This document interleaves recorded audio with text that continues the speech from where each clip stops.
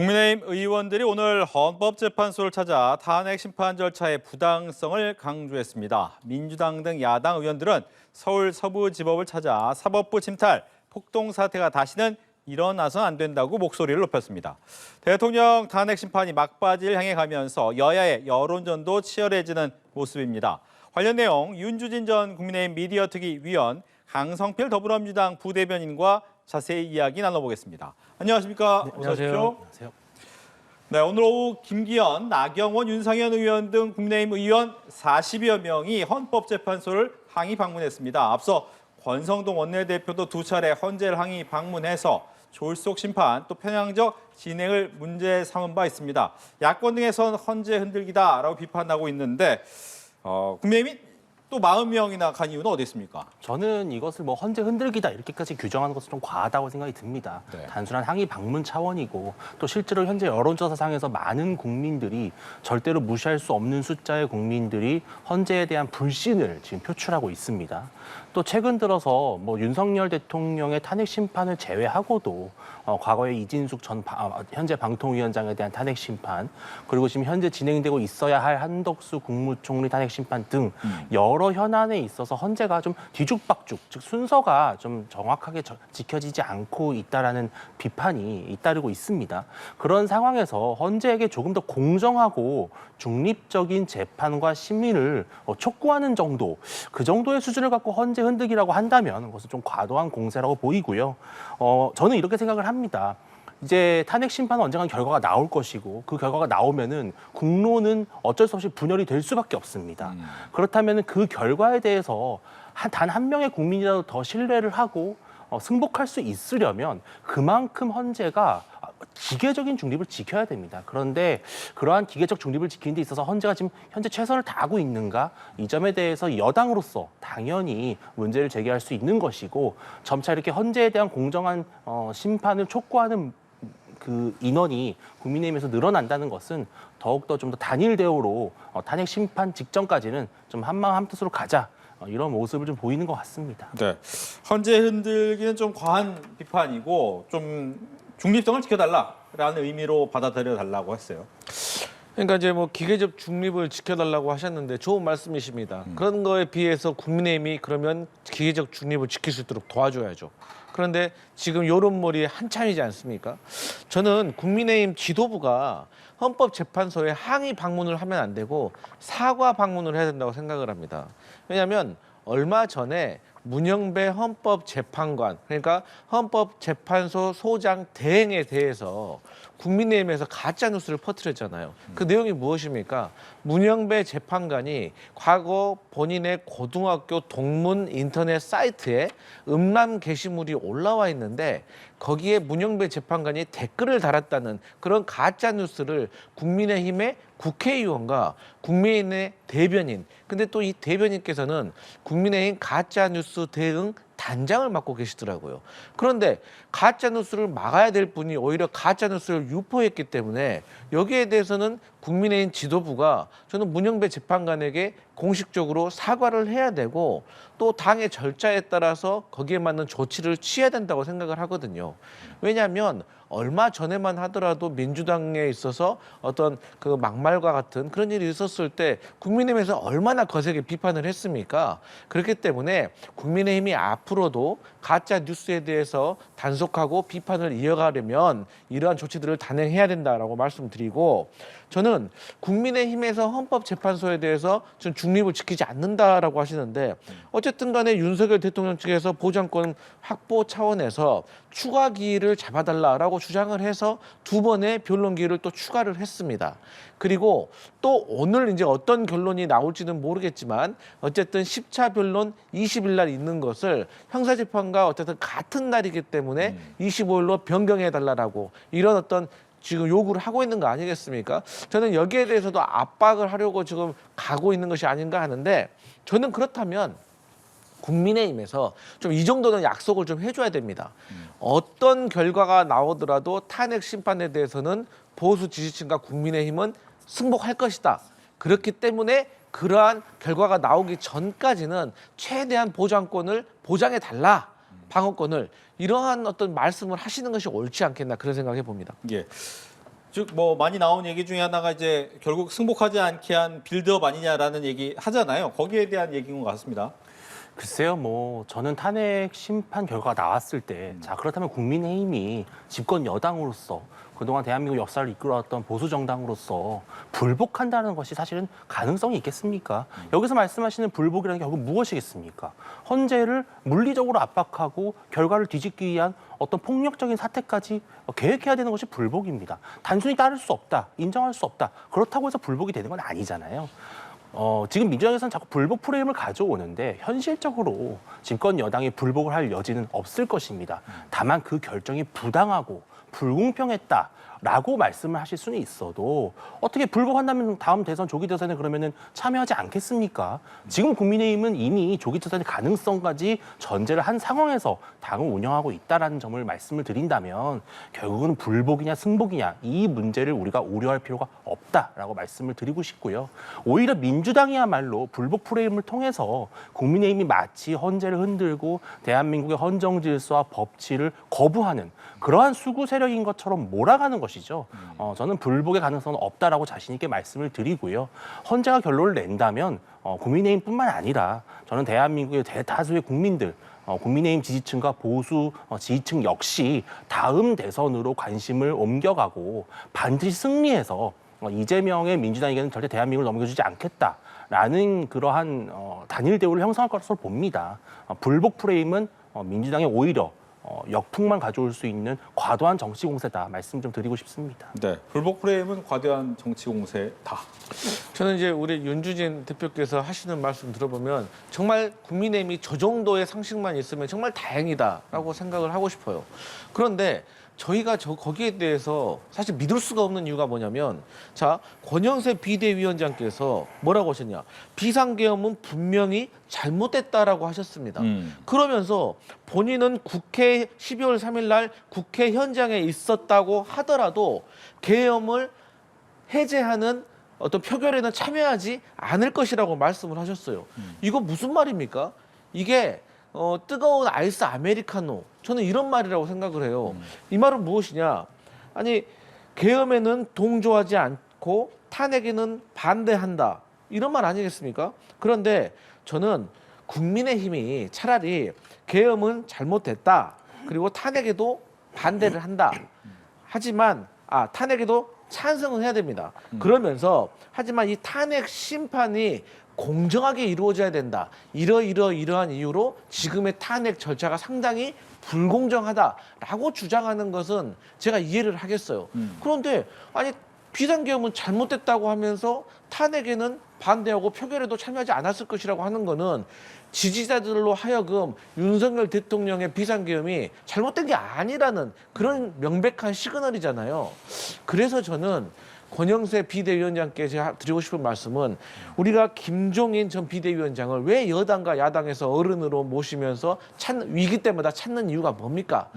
당이 위험에 빠졌을 때, 위기에 빠졌을 때 제대로 된 길을 제시를 하고, 또 거기에 대해서 흔들려고 하는 세력이 있으면 강하게 드라이브를 거는, 그래서 당을 혁신과 변화로 이끌기 때문에 이런 지도자다운 모습에 우리가 위기 때마다 김종인 전 비대위원장을 찾는 거 아니겠습니까? 그래서 저는 권영세 비대위원장께서도 저는 다가오는 조기 대선이 있을 확률이 많이 크기 때문에 어쨌든 당을 좀 올바른 방향으로 이끄셔야 된다, 이런 말씀 드리겠습니다. 네, 권영섭 비대위원장이 이제 비상계엄 선포는 잘못됐다, 과도한 조치였는데 계엄 해제 의결에 대해서는 아마 현장에 있어서 참여하지 않았을 것이다.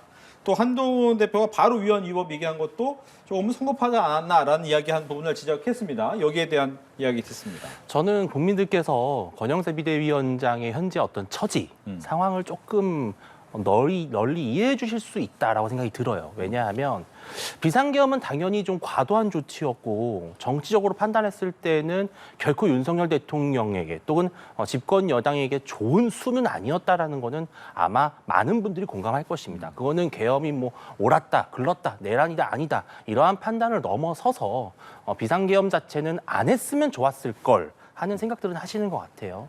근데 지금 국민의힘이 그야말로 비상 상황입니다. 그러니까 비상대책위원회가 있겠죠. 네. 근데 무엇이 가장 큰 비상이냐? 사실은 권영세 위원장에게 주어진 제1의 책무는 당을 하나로 묶는 통합의 리더십입니다. 지금 당에서 많이 자칫 잘못해서 당 지도부가 탄핵은 옳았다, 탄핵은 옳다, 아니면 탄핵은 안 된다, 계엄은 필요했다, 아니다, 계엄은 위헌이었다. 이렇게 뚜렷한 입장을 내는 순간 사실 당은 사분오열됩니다. 그리고 옛날에 과거에 바른정당 사태와 같은 분당 사태도 배제할 수가 없습니다. 그리고 지금 현재 아시겠지만 결코 무시할 수 없는 숫자의 국민들이 계엄이 불가피했던 이유, 또 내란이라고 볼 수 없는 그러한 생각들을 갖고 계시고 실제 집회 현장에도 많이 쏟아져 나오고 계십니다. 그분들도 대한민국 국민이고 국민의힘을 지지하는 지지층입니다. 근데 그러한 목소리를 철저히 배제하고 비대위원장으로서 본인의 소신, 본인의 철학만 갖고 발언을 한다? 그것은 지금 현재 비대위원장에게 주어진 역할은 저는 아니라고 보거든요. 권영세 위원장으로서는 현재로서는 이쪽 저쪽 앞뒤 모두를 아우르는 그런 넓은 리더십이 필요한 시점입니다. 어차피 탄핵 심판 결과가 나오면 인용이든 기각이든 하나의 방향으로 갈 수밖에 없습니다. 그때까지는 권영세 비대위원장의 이러한 처신이 불가피하다, 좀 넓은 이해가 필요하다라고 말씀드리겠습니다. 예. 그런데 제가 이제 들어보면은 그 입장도 이해는 하는데 저는 권영세 그 비대위원장이 조금 포용을 하려고 하는 그런 때가 아닌 것 같아요. 근데 그러한 모습을 보이고 싶은 이유는 뭐냐면 지금 불법 비상계엄을 저지른 윤석열 대통령을 대통령으로 배출한 국민의힘이 또다시 정권 재창출이라는 과도한 욕심을 부리고 있기 때문에 저는 권영세 비대위원장이 결집을 시키려고 하는 것이거든요. 그러다 보니까 본인의 생각과 맞지 않는, 쉽게 말해서 비상계엄은 잘못됐고 그리고 탄핵에 반대하는 것도 잘못된 것이라는 걸 알면서도 그렇게 목소리를 높이는 사람들과 차그지지 못하는 것은 무조건 모든 민주당에게 정권을 넘길 수 없다는 그런 시대의 흐름을 잘 읽지 못하기 때문입니다. 저는 국민의힘이 지금의 상황에서는 정치가 그렇습니다. 잘못을 했으면 내려놓고 책임지고 반성하고, 그래서 이런 반성을 통해서 혁신하고 개혁을 해서 다음 정권을 준비하는 것이 저는 도의라고 생각을 합니다. 예. 이 와중에 권성동 국민의힘 원내대표는 이명박 전 대통령을 예방을 했습니다. 이 전 대통령이 소수정당 바로 여당 얘기하겠죠. 똘똘 뭉쳐서 대통령이 일할 수 있도록 미뤄져야 하는데 분열이 돼서 안타깝다라고 이야기를 했어요. 어떤 의미일까요? 사실 이 비상계엄이 선포된 배경을 우리가 이제 좀 시간이 흘러서 좀 놓치는 부분들이 있는데요. 당시의 여야의 극심한 대결, 특히 이재명 대표와 민주당의 특검 탄핵 공세, 또 물론 윤 대통령이 비상계엄을 선포하고 결심하게 된 하나의 결정적 작용을 했겠죠. 그런데 사실은 그만큼이나 중요했던 것이 바로 여당 내부의 분열이었습니다. 여러분도 생각하시겠지만 당시 한동훈 대표가 마치 이제 김건희 여사 특검을 수용해서 그것을 통해서 대통령실과 용산을 윤 대통령 부부를 압박할 수도 있다. 그러한 추측들이 나올 때였어요. 상당히 윤 대통령과 집권 여당으로서는 불안한 어떤 상황이었거든요. 저는 이명박 대통령께서 바로 이 말씀을 전 하신 거라고 봅니다. 만약 그 당시에 국민의힘이 뭐 친윤이냐 비윤이냐 친한이냐 비한이냐 이렇게 서로 갈라져서 치고받고 싸우지만 않았다면 하나의 단일 대우를 형성해서 정말 야당과 정면 승부하는 그런 똘똘 뭉치는 소수 여당이었다면 과연 윤 대통령이 비상계엄과 같은 극단적인 수에 의존했겠느냐.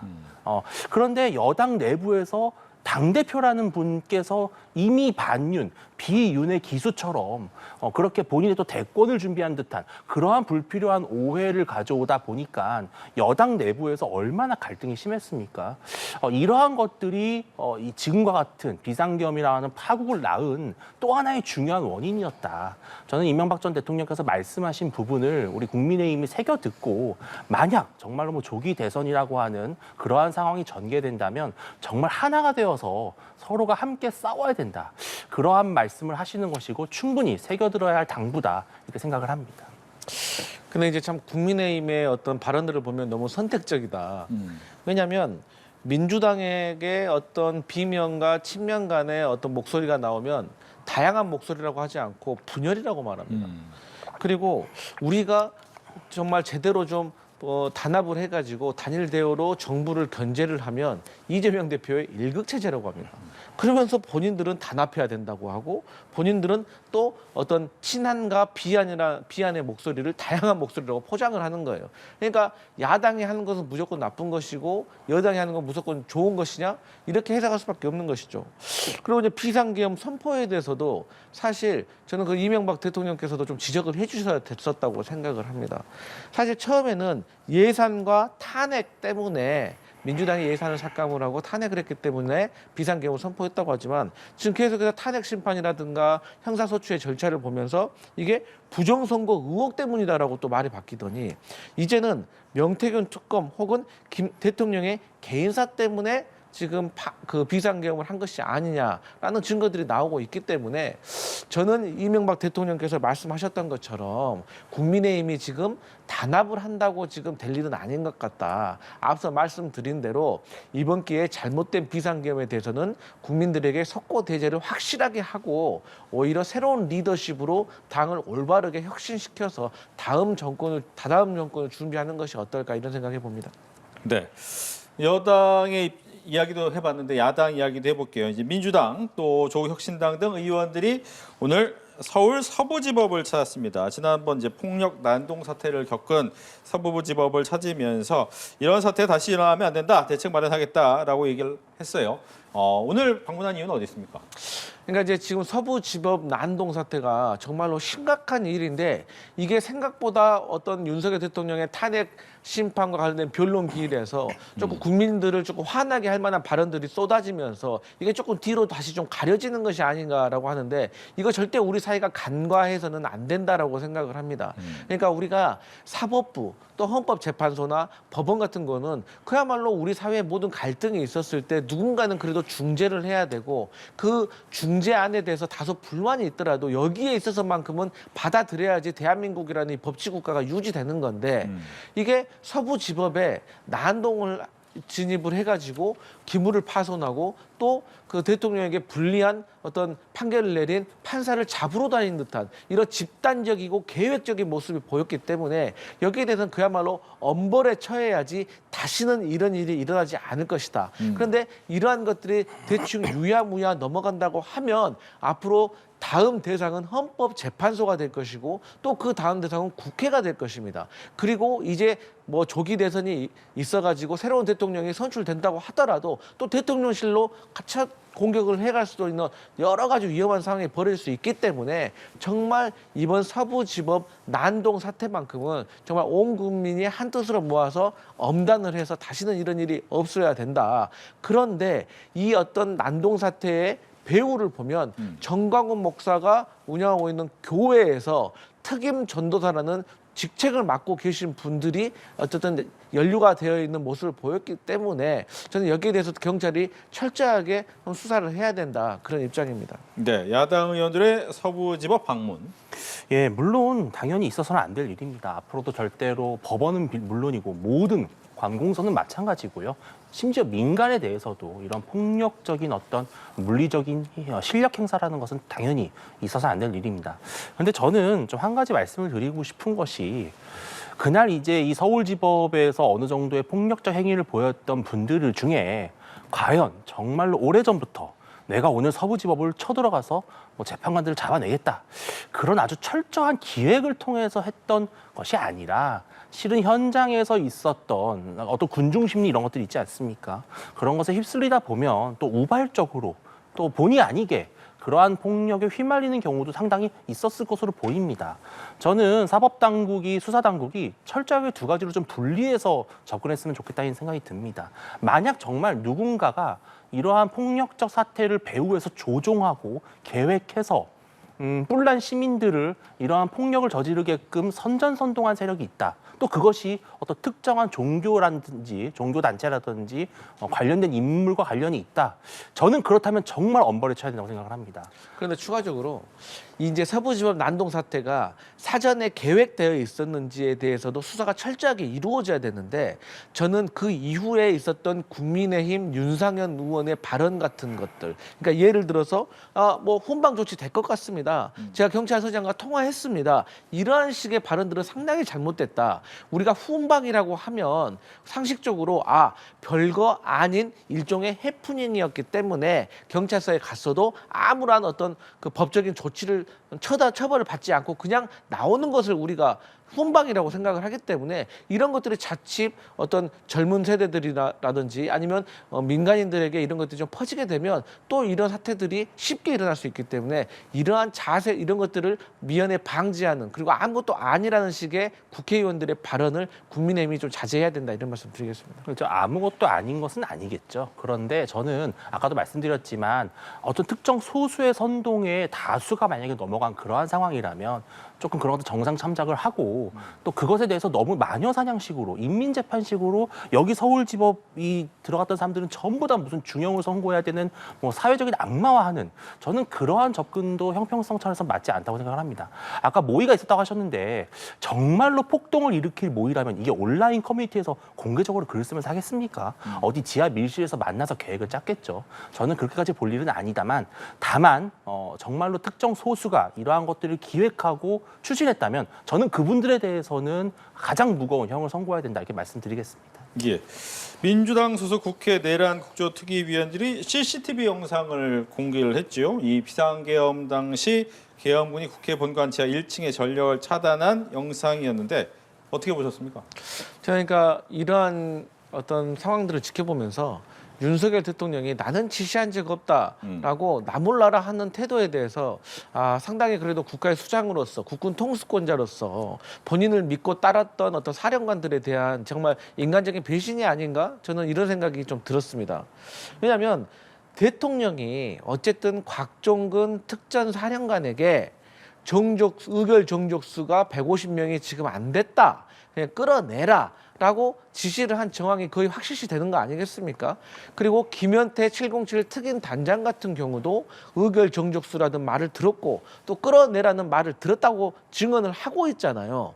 그리고 곽종근 특전사령관이 그러면 대통령이 의결 정족수가 되기 전에 국회의원들을 끌어내라고 지시를 했기 때문에 그러면 특전사령관으로서는 어떻게 끌어내야 될 것인가에 대해서 생각을 했을 거 아니겠습니까? 그래서 그 방법에 대해서 김현태 707 특임 담장과 협의를 한 내용이고 그 협의한 내용들을 보면 뭐 테이저건을 사용을 한다든지 아니면 단전 단수를 통해서 어떤 의결을 방해하고 끌어낸다든지 이런 것들을 생각을 했다. 아이디어 차원에서 했다라고 또 진술을 이미 한 바 있습니다.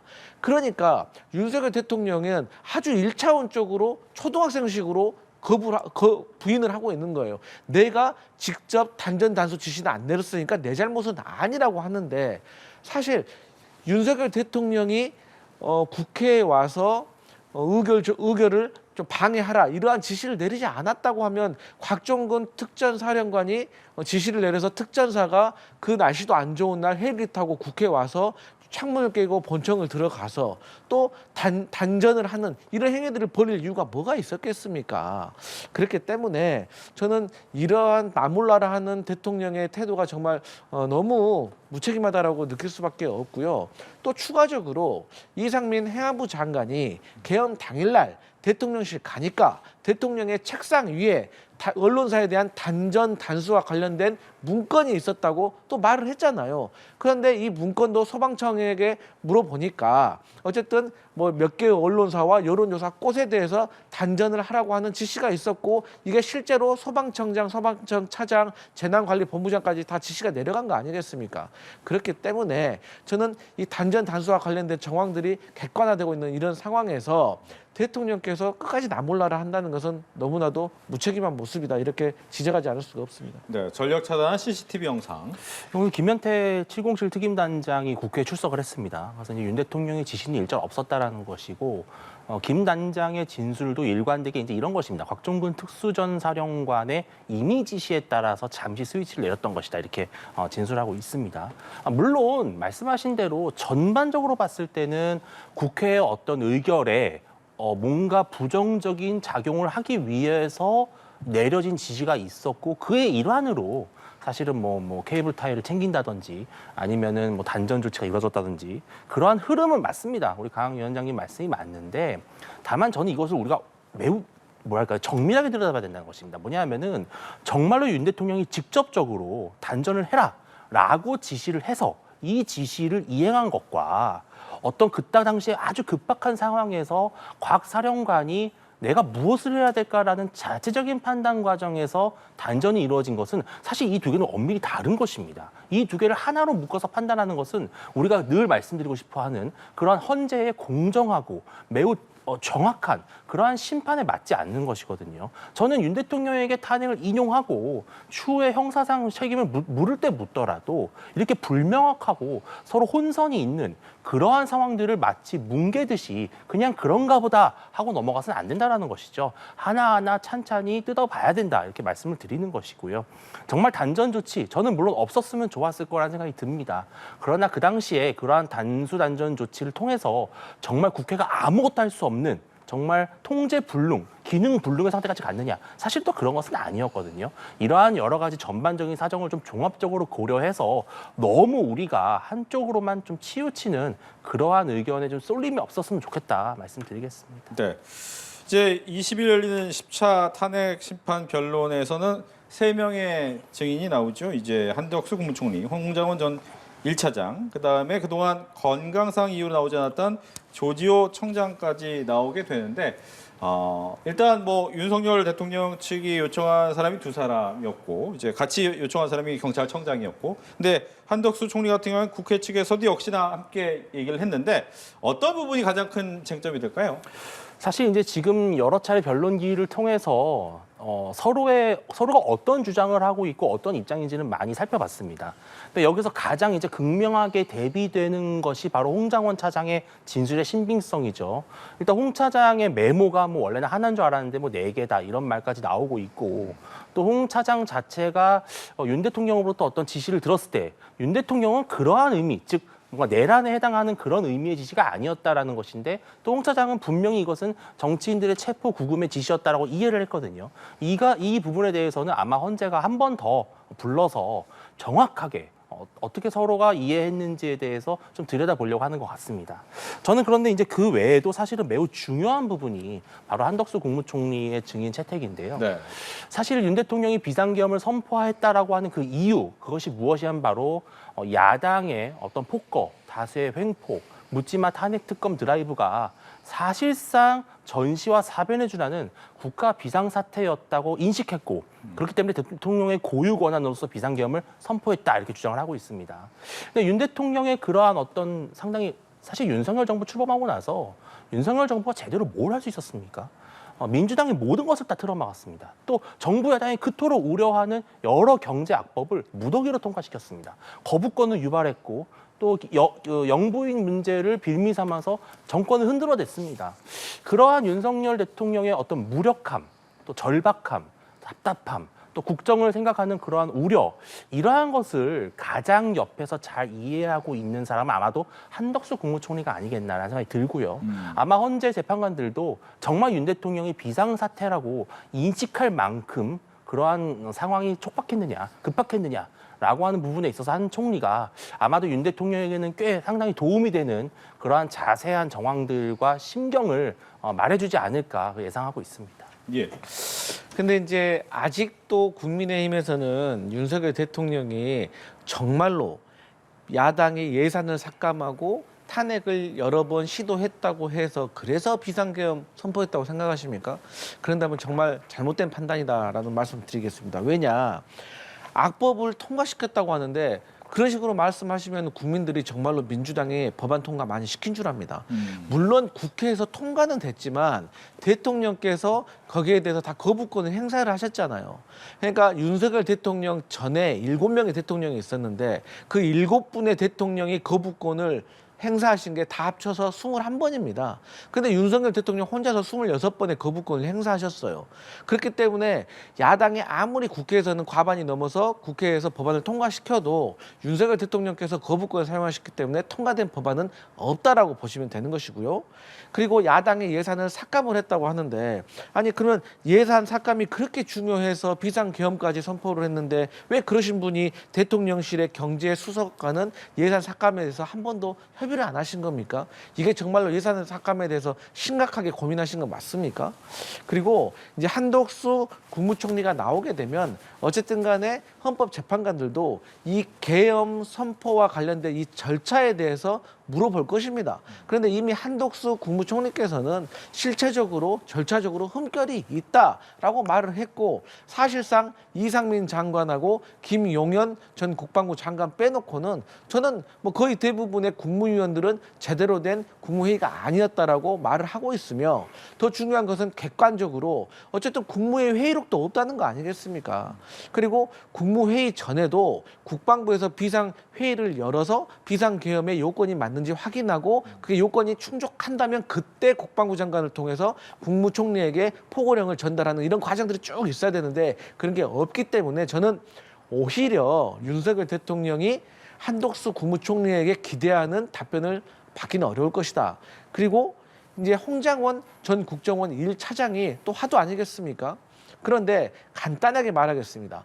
홍장원 전 국정원 1차장의 메모가 유일한 어떤 체포 지시나 체포 명단에 단서라고 한다거나, 아니면 홍장원 차장의 어떤 증언이, 체포 지시 증언이 유일하다고 하면 우리가 이 메모와 홍장원에 대해서 집중을 해야 되는데, 조태영 국정원장도 알고 있고 홍장원 차장도 알고 있고 여인영 방첩사령관도 어쨌든 간에 국정원에다가 정치인을 체포하기 위해서 위치 추적을 요청했잖아요. 그 자체가 방첩사는 어쨌든 체포하러 돌아다녔다는 것이고, 뭐 다른 이징우 수방사령관이라든지 조지호 경찰청장이라든지 어쨌든 경찰과 군인들이 주요 정치인들을 체포하러 다녔다는 것은 이미 여러 가지 정황으로 확인된 것이고, 주요 임무 가담자 외에 그들의 아래에 있는 부하들이 다 증언을 하고 있기 때문에 저는 여기에 대해서 계속 한번 다투는 것은 윤석열 대통령에게 오히려 불리한 시간이 될 것이다, 이렇게 봅니다. 네.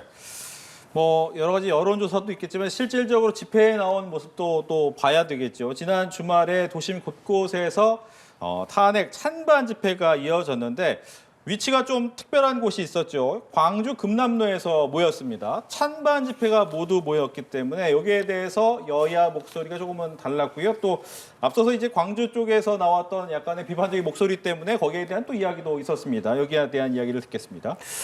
상당히 의미 있는 대한민국 현대사에서 하나의 터닝 포인트다, 저는 이렇게 평가를 하고 싶습니다. 그동안 광주라는 곳의 정치적 어떤 상징성은 뭐랄까요? 상당히 좀 야권, 지금의 현재 민주당에 매우 우호적인 그러한 이미지가 강했죠. 민주화의 성지였고 또 불법 계엄군에 맞서서 의롭게 싸웠던 시민들의 위대한 정신, 그러한 것들이 켜켜이 녹여있는 그런 곳 아니겠습니까? 근데 그러한 광주에서 국민의힘, 즉 보수의 어떤 시민들이 모여서 한마음 한뜻으로 목소리를 낸다? 저는 그 자체만으로도 지난 우리가 깨지 못했던 어떤 지역주의라든지 어떤 그러한 차별적인 그러한 혐오와 갈등의 정치를 종식시키는 중요한 계기였다, 저는 이렇게 말씀을 드리고 싶고요. 광주라고 해서 반드시 민주당 지지자들만 모여야 되는 것은 아닙니다. 반드시 민주당만 지지해야 되는 것도 아닙니다. 근데 그동안 호남의 정치가 어떻게 보면은 민주당이라고 하는 특정 정치 세력에 포획되어 왔었다. 그래서 다양한 정치 목소리가 나오지 못하는 그런 곳이었다. 너무 야권의 편향적인 그러한 정치만 통하는 것이었다라는 그러한 호남 분들의 마음도 이번에 표출이 됐다고 봅니다. 저는 국민의힘을 지지한다고 해서 무슨 뭐 내란의 동조 세력이다, 정치 극우 세력이다. 저는 민주당이 그럴 것이 아니라 광주도 변하고 있다, 호남도 변하고 있다. 또 그것은 민주당에게도 건강한 것이다. 저는 그러한 인식을 갖고 호남에서 더 많은 보수 지지층과 국민의힘 지지층이 공개적으로 떳떳하게 자신들의 목소리를 낼 수 있으면 좋겠다 말씀드리겠습니다. 저는 이제 이번에 반대 집회가 광주에서 열렸다는 것에 대해서 상당히 부정적으로 평가할 수밖에 없는 이유가, 이분들이 탄핵 반대 집회를 광주에서 열면서 어떤 광주의 5.18 정신과 본인들이 지금 탄핵을 반대하는 정신이 마치 비슷하다는 식으로, 동일하다는 식으로 얘기를 하시는데 정말 잘못된 것입니다. 왜냐? 광주 5.18 정신이라는 거는 과거 군사 쿠데타를 통해서 군부가 독재를 하고 있을 때 광주 시민들이 의롭게 맞서 싸운 거예요. 거기서 희생된 겁니다. 그런데 일종의 권력을 연장하기 위한 친위 쿠데타로 저희 야당은 평가를 하고 있는데 이 군인들이 헌법기관인 국회와 선관위에 총을 들고 와서 이들을 제압하고 또 계엄 해제에 대해서 의결을 방해하려고 하는 비민주적이고 반헌법적인 행동을 했는데 여기에 대해서 잘된 것이다, 잘못된 것이 아니다라고 하시는 분들이 어떻게 5.18 정신과 동일시한다는 얘기를 할 수가 있겠습니까? 상도 이상으로요. 교회에서 복음 전파할 때도 절 앞에 가서 하지는 않습니다. 마찬가지로 5.18 정신을 광주 가서 얘기한다는 것은 탄핵 반대 집회 하시는 분들이 정말로 할 일은 아니다라고 말씀드리고 싶고 또 이분들이 부정선거 의혹을 아직도 얘기하고 있어요. 이거 가짜 뉴스입니다. 아니 우리나라는 전자개표 시스템이 아닌데 전환길 강사는 계속 전자개표 시스템이 조작이 있으니까 수개표를 해야 된다고 말하고 있어요. 이거 가짜 뉴스인데 이분 연단에 쓰려면 여기서부터 사과부터 하셔야 된다고 저는 말씀드리고 싶고 결론적으로는 이 탄핵 반대 집회의 취지를 살펴보면 광주에서도 탄핵에 반대하시는 시민들이 늘어나기 위해서 늘어난 것을 위해서 설득하려고 가신 거 아니겠습니까? 그런데 설득을 하기는커녕 그냥 광주 시민들이 이 사람들의 말을 듣고 탄핵에 반대하는 분들이 늘어나는 것이 아니라 그저 탄핵에 반대하는 전국에 계신 분들이 그냥 광주로 모인 거예요. 그게 과연 탄핵 반대 집회의 취지와 저는 맞는 것인가? 그리고 자꾸 자유 집회 결사에 대해서 말씀을 하시는데 사실 이번에 윤석열 대통령이 비상계엄을 하는 과정에서 언론사에다가 단수 조치를 취하려고 하는 정황이 드러난 거 아니겠습니까? 그래서 저는 이 탄핵 반대 집회를 하시는 건 좋은데 광주까지 오셔서 5.18 정신을 편애하시는 것은 정말 대단히 잘못된 일이다라고 말씀드리겠습니다. 네. 여기에 이제 오늘 나온 여론조사까지 이야기해 볼게요. 리얼미터가 에너지경제신문 의뢰로 지난 13일부터 14일 전국 만 18살 이상의 유권자 1,000명에게 자동 응답 방식으로 진행한 결과고요. 자세한 내용은 중앙선거 여론조사 심의위원회 홈페이지를 참조하시면 되겠습니다. 일단 정권 차기 대선의 집권 세력 선호도 정권 교체냐 아니면 연장이냐라는 부분인데 직전 조사와 비교해서 정권 교체론이 2.3%포인트 상승하면서 51.5%, 정권 연장론은 0.7%포인트 하락해서 44.5%로 나타났습니다. 격차가 오차 범위를 4주 만에 벗어난 부분이 있습니다. 여기에 대한 해석 듣습니다. 저는 이번 여론조사가 어떤 패턴상으로 봤을 때는 다소 이제 탄핵 심판과 탄핵 정국에 대한 국민적 피로도가 좀 누적되고 있다는 생각이 듭니다. 처음에 이제 비상계엄 선포 직후에는 상당히 야당이 파죽지세로 지지율이 올랐고 윤 대통령은 그렇게 바로 몰락할 것처럼 보였죠. 그런데 여권이 뭔가 단합을 해서 탄핵 심판에 대해서 대응을 하고 또 윤 대통령이 직접 여론전에 나서면서 많은 보수 국민, 보수 지지층이 결집을 했습니다. 이 결집이 상당히 놀라운 속도로 빠르게 되면서 여야의 지지율마저도 서로 이렇게 골든 크로스가 일어나는 그런 매우 좀 희귀한 현상까지 빚어졌습니다.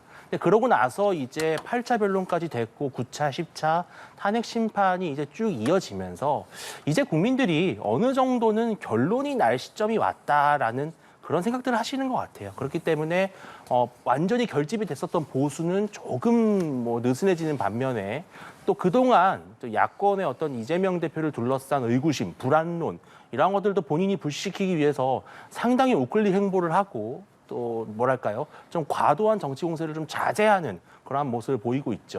그러면서 야권 역시 좀 다시 표가 좀 결집되고 있는 그런 양상이어서 저는 이것이 곧 여야의 유불리, 또 탄핵 심판, 찬반의 문제를 떠나서 이제 탄핵 심판의 전국을 넘어가는 하나의 페이지를 넘어가는 그러한 단계에서 나타나는 징후다 이렇게 좀 해석을 하고 있습니다. 네. 저는 그 윤석열 대통령과 관련해 가지고 탄핵 심판에서 상당히 부정적인 모습들이 국민들에게 좀 알려진 면이 있다고 생각을 합니다. 그러니까 예를 들어서 윤석열 대통령께서 본인이 체포 지시를 안 했다고 하는 어떤 결정적인 증거처럼 본인은 인원이란 말을 쓰지 않는다라고 했는데 1분 15초 지나니까 바로 본인이 인원이란 말을 쓰셨고 또 언론이 취재를 해보니까 윤석열 대통령은 오히려 인원이란 말을 즐겨 쓰시는 분이었습니다. 그렇기 때문에 이러한 이러한 모습들이라든가 아니면 최근에 국민의힘에서 문영배 재판관에 대해서 가짜 뉴스를 유포하다가 제대로 사과를 하지도 않은 것들, 그리고 윤석열 대통령 변호인 측이 탄핵 심판에서 증인들을 대하는 태도가 상당히 불손해 보였다는 것이죠. 그런 것들을 국민들이 다 지켜보고 판단을 하고 계시다고 느끼고 있고요. 그다음에 윤석열 대통령의 아킬레스건인 김건희 여사와 관련된 내용들이 최근에 보도가 된 겁니다. 그게 뭐냐면 김봉식 전 서울경찰청장이 탄핵 심판에 나와서 윤석열 대통령께서 비상계엄을 선포한 이유가 뭐 야당이 주장하는 그런 게 아니라 대통령의 지극히 개인적인 일 때문에 비상계엄을 선포한 것이라고 생각한다. 하지만 거기에 대해서 말씀드릴 수 없다라는 애매모매한 답변을 하셨습니다. 근데 이분이 대통령과 상당히 오래된 인연이 있으신 분이거든요. 그러면 대통령의 개인사라는 것은, 가족과 관련된 개인사라는 것은 김건희 여사의 가능성이 매우 높은 거 아니겠습니까? 그리고 또 조태용 국정원장도 탄핵 심판에서 국회 측 대리인이 말을 했죠. 왜 탄핵 비상계엄 전날 김건희 여사에게 문자를 받고 그 다음 날 문자에 답장을 보냈는데 그거 했던 그 문자 내용이 무엇입니까? 라고 물어보니까 기억이 안 난다는 거예요. 아니 어떻게 대통령의 배우자에게 문자를 받았는데 그 내용이 기억이 안 날 수가 있겠습니까? 또 문자를 했다는 것은 아마도 제 개인적인 추측이지만 그 전에 몇 차례 통화가 있었다고 추측해 볼 수가 있는 것이거든요. 그래서 이러한 어떤 내용들이 또 국민들로 하여금 윤석열 대통령의 아킬레스건인 김건희 여사가 또 국정 전반에 있어서 뭔가 좀 개입된 것이 아니냐라는 부정적인 이미지가 또 국민들에게 상기된 것이 아닌가. 그래서 저는 이러한 것들이 또 여론조사 결과로 나타나고 앞으로 이제 또 우리가 다룰 문제이겠지만 창원지검에서 윤석열 대통령 부부와 명태균 씨와 관련된 내용들이 더 계속해서 밝혀지면은 저는 지지층에 대한 분열이 더 일어날 것이다. 이렇게 보여집니다. 네, 정당 지지도까지도 볼까요? 정당 지지도 보면 이제 국민의힘 지지율이 전주 대비 1.4%포인트 하락해서 41.4%, 민주당은 2.3%포인트 상승하면서 43.1%. 결국 오차범위 내에서 계속 뭐 엎치락뒤치락하는 모습이에요. 이것도 설명을 좀 들어볼까요? 예, 저는 아까도 말씀을 드렸지만 좀 이제 이 탄핵 정국에 대한 피로도가 누적이 되고 강력하게 결집했던 보수에서도 이제는 뭐 탄핵이 만약에 인용된다면 이제는 받아들여야 될 때가 아닌가. 그러한 좀 침착한 여론, 그러니까 그 신중한 여론들이 좀 확산이 되고 있다고 생각을 합니다. 그리고 저는 이런 상황에서 즉 지금 현직 대통령이 탄핵이 인용이 되느냐 마느냐라고 하는 이러한 중대 국면에서도 여야에 지금 상당히 일방적으로 분리할 수밖에 없는 것이 바로 여당이거든요.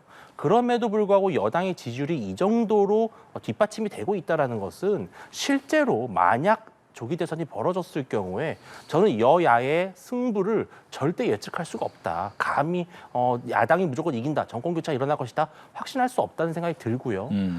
저는 이 수치는 앞으로 만약에 윤 대통령의 탄핵이 인용이 된다면 전 여당의 결집은 더욱더 커질 것이라고 봅니다. 왜냐하면 그때까지는 지금 윤 대통령 탄핵이 돼야 되느냐 말아야 되느냐, 비상계엄이 옳은 선택이냐 아니냐, 약간 좀 보수의 국론이 분열돼 있어요. 그런데 정말 막상 딱 조기 대선 시작하면 그때 보수 지지층은 무조건 이겨야 된다라는 일념으로 뭉치게 됩니다. 저는 그렇다면 야권에서는 오히려 여권의 많은 중도층의 표심을 흡수당할 수 있다. 이런 점을 좀 말씀을 드리면서 얼마든지 여당으로서도 충분히 해볼 만한 그러한 싸움이 전개될 수 있다. 이렇게 말씀드리겠습니다.